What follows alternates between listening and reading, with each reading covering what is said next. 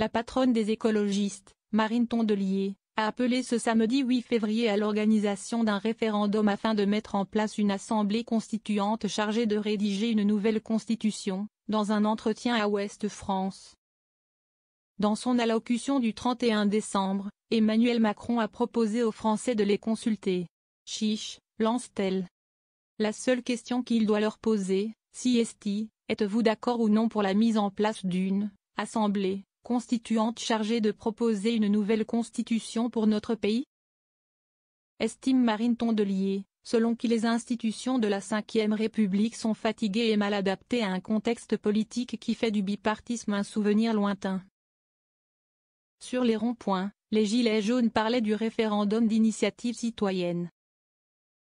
Dans les manifestations contre les retraites, on parlait du 49.3. Le pays a toujours été à l'avant-garde de ces sujets, qui n'appartiennent pas qu'aux élus ou aux partis, poursuit la numéro 1 des écologistes. Elle dit craindre que les citoyens n'aillent plus voter s'ils n'ont pas la certitude que leur bulletin de vote sert bien à quelque chose.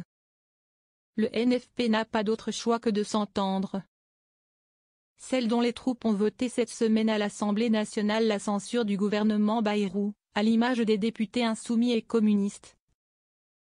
Mais pas des socialistes, considèrent en outre que les partenaires du nouveau Front populaire n'ont pas d'autre choix que de s'entendre si nous ne voulons pas perdre toute chance de victoire en 2027. Ce qui se joue aujourd'hui, ce n'est pas l'image des uns et des autres, mais notre capacité, un jour, à faire en sorte qu'une politique progressiste, de gauche, écologiste, puisse être mise en œuvre dans ce pays, fait-elle valoir. Marine Tondelier a rappelé que, dans les communes dirigées par les écologistes, ces derniers travaillent avec tous nos partenaires de gauche. Comme nous le faisons au niveau national, nous allons tout faire pour garantir des alliances gagnantes pour le camp progressiste, lors des municipales de 2026, a-t-elle ajouté.